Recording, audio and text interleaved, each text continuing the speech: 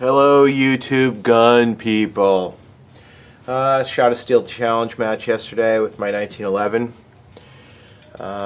She's really dirty. Dirty. Look at that. I wanted to do a video on the follow-up. I told you I did a video telling you how many rounds I had through this gun already, about 4,000. So 4,000 plus, probably about 150 in this one, and another 100 in this one, and maybe some extra. It's hard for me to keep count because I'm a brain dead human being because I have kids. Anyway, good kids, but they will wreck your brain. It was a really good match. Outstanding. The organ, it was just great. I mean, I gotta tell you, 11 stages of steel challenge, and let me tell you something. If you ever shoot steel challenge, you have to keep one thing in mind. It's steel challenge. It's challenging, man. Let me tell you. The way these are typically set up is that you'll have,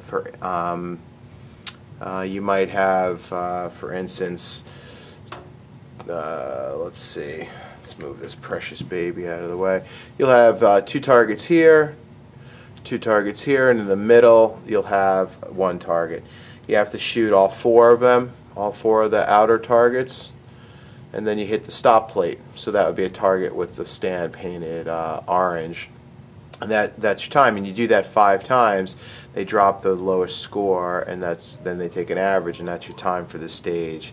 Now, some of these things can be really challenging in terms of how they're set up. You could have plate close to you, plate further away.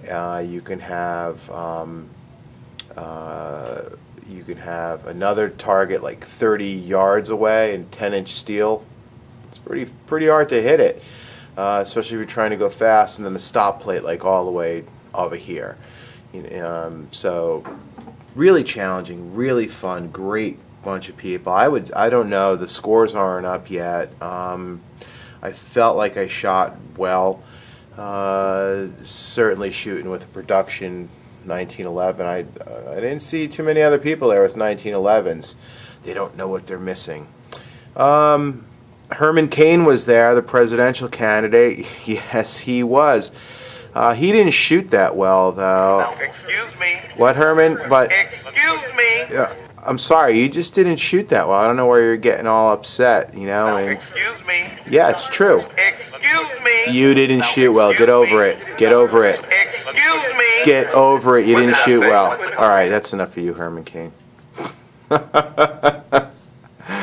Just what we want. Presidential candidate that likes to feel up girls or whatever, you know, running for the, you know, running for the most powerful position in the world. Yeah, I think he ought to keep running, and do us in Massachusetts a favor and get Deval Patrick on his ticket. And let me tell you what, if those two win, all we have to do is sit back and watch the world die, folks. Anyway, yeah, so this is kind of a little bit of a response for lambdog76. He wanted to know, you know, how come the Smith & Wesson M&P has lost favor over the 1911. Well, it hasn't. I don't think it really has. The Smith & Wesson M&P is just a great handgun. It really is. I like it a lot. It's well made. It shoots great. It's inexpensive to shoot because it's 9mm. That's a good thing. If you're going to shoot a lot of rounds, that's a good thing. But truth be told, well, there's a couple real issues. One of the real issues is that, for me, it seems that a heavier handgun works better for me. So these polymer-based guns, I shoot him okay, but I don't shoot him as well as a 1911. I think that might have to do with the weight and the balance of it, maybe. I don't know. That's one of the things, if I had to say, just for me. And by the way, there's no logic or rhyme or reason here. This is more economical. It's a less expensive firearm. It's extremely reliable. It's actually lower maintenance, easier to clean. Bullets are cheaper. I think I said that like 15 times already. But it's a different balance than a 1911. Because the polymer is really light on the bottom, and I think they're a bit top heavy. And the 1911 just fits really, really, really good. I need to get thicker grips for it at some point. We'll see. I don't know. Got a lot of rounds through this, and I'll start tweaking things. One thing I will tweak for sure are the sights. Look how dirty that is. Yep. That's Winchester 231 powder. After a match. I love it. I love it. Look at that. Yeah, man. When people tell you I shot, 100 rounds, no malfunctions, no.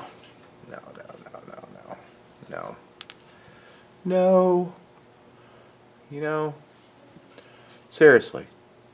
I mean, not even Herman Cain thinks that's true. He really doesn't. Excuse me. Herman, really. Excuse me. Excuse me. All right, I'm sorry, Herman. Excuse me. You the man. Excuse me. You are the man. Excuse me. No, you're the man. What did I say? I said Excuse me. you're the man. Okay, all right, enough. I'm sorry.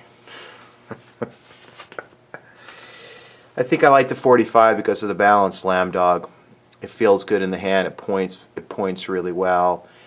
It's a natural. I think for me, it's a natural. It points more naturally. Now, sight radius is pretty much the same, I'd say, between the two of them.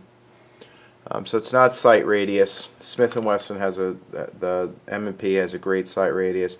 We're talking about a difference of, I don't know, what is that, a half-inch sight radius? Yeah, that makes sense, right? Half-inch sight radius. That's not really the issue. I think just the balance. Like if I just held these guns out, you can see that the M&P is kind of flopping around because it's top heavy. The slide's heavy. The 1911 kind of it's kind of balancing barely on my middle finger. This one, if I try to do the same thing, it tends to be a little bit more flippy, and also it tends to want to cant forward a little bit. It's just a balance thing. I don't know. There's no rhyme or reason in it, my friend. The 1911 is more expensive to shoot. It's harder to get brass on the range because not too many people shoot them. It's a tough economy. I don't care. I think I'll be shooting this until I don't know what, change my mind, I guess. So that's my view on the 1911 Steel Challenge. Let's talk about Steel Challenge. It's a great look up in your local area for Steel Challenge matches and go do one. They are awesome. Awesome. Look it up online. There's a whole society for Steel Challenge, and it's just really a fun thing to do. If you are somewhat immobile, so you can't move around that much, maybe you're not in very good physical condition, you can. It's actually excuse me. The website is Steel Challenge Shooting Association. SteelChallenge, all one word.com. So Steel Challenge is very little movement for the shooter. Okay, you basically stand in a box. There might be two boxes. You might have to move from one to the other, but they're only a couple feet apart. So it's not like USPSA where you might have to do a lot of running, gunning. This is really about speed and accuracy. So if you're a little bit older and you can't move around that well, it's a good thing to get into. There's good camaraderie. You get to see a lot of really cool guns, learn a lot. There's lots of guys that are extremely knowledgeable, man. They know what they're talking about. and can sort of get you squared away on a lot of questions you might have, and introduce you to some new things, new accessories. I can tell you honestly, without exaggerating, most of what we see on YouTube, kind of the tactical mindset, doesn't really fly in practical pistol competition, or you just don't see it being used. We're not seeing Dura-coated guns out there. Hard to believe, but true. We're not seeing, we're just not seeing a lot of the wacky holsters that you see out there. We're not seeing tactical pistols. I mean, I think some marketing is making marketing input is making companies put light rails on everything because everybody and their brother thinks they need them. And they're completely useless for practical pistol. And I would argue that for self-defense, I don't think I want one, on the end of my pistol. That's just me. So what you really learn is that it comes down to being extremely proficient with one or two guns. A lot of guys will shoot, for instance, here's a typical combination of guys that'll shoot, and they shoot them all well. They'll shoot, for instance, a Glock 21, because Glock 21 is very versatile for IDPA. It can be entered into different divisions. So you can shoot a Glock 21 in stock service pistol if you don't do much more to it, and you can also shoot it in it's ESP division, I believe. Excuse me if I'm wrong, but I'm sure somebody will correct me. It's very versatile. So they'll shoot that. They'll shoot a Smith & Wesson 625, which is a revolver, but it's chambered at 45 ACP. That may be one of my next guns, and it's fed by moon clips. It's 6-shot. For IDPA, it's only 6-shot. Now, if you want to go for Steel Challenge, you can put as many as I think you can put as many as you want in the magazine, unless you're shooting, I believe, 1911 production. Then you're limited. I might be wrong. I'm somewhat new to Steel Challenge. I've only shot it a couple times, and I'm not really worried about the magazine capacity because I only have 8-round magazines, and that's my magazine capacity. So the 625 is chambered at 45 ACP, and so it's really fast to reload. It's nice shooting. The 45 is just a nice round to shoot. You don't hear a lot about kabooms and stuff because it's a low pressure round. The recoil is more of a push and a real snap. You get that snap with a 40. I get it a lot with a 40. You don't get it with a 45. You get more of a push. It's nice. The other issue is that, and then the other gun is that people shoot maybe besides their maybe a 9mm semi-auto, they're kind of similar, and then a lot of guys in revolver shoot a 686 that's been tricked out. In terms of shooting Steel Challenge, when you shoot your plate, boom, if you wait for the ding to hear the ding, you're going way too slow. So one of the major things you really need to do, and it dawned on me yesterday because I'm a little slow on the uptake, is that you got to shoot them as fast as you can and kind of remember if you heard the ding or not, and come back and have the makeup shot to be really fast. So if you have 4 targets and a stop target, it's boom, boom, boom, boom, miss, right? You got to make it up. So in other words, if it's boom, no ding, boom, ding, boom, ding, boom, ding, go back, make up the first boom, ding, then hit your stop target, boom, ding. You know what I mean? So it's just getting used to the sport. What does Herman Cain think about boom, ding? Excuse me. Boom ding. Excuse me. He likes boom ding. I can't help it. I'm sorry. I mean, this whole Herman Cain thing. Gee whiz. Hello. Anyway, 45. Really nice round to shoot in competition. Not as popular as the 9mm. I think that's cost driven. I don't think for big heavy handguns. So now here's some other takes on the 1911. These have been safety checked, of course, off camera. So don't everybody get all whacked out. They're Mill magazine. I don't know if you can see how dirty it is in here, but it's pretty filthy. The other thing about 9mm, a lot of people are going to them is because they feel that you can load them down, the recoil's low. I guess that's true, but I don't see that being a real factor, honestly, because I can load this thing real light. So for 1911s, I kind of lost my train of thought. It's a daylight savings time, and one of my kids woke me up at 4:30 this morning. Yay! I'm hungry. Okay. I think for 45, you're better off going for a full-size 45. I really do.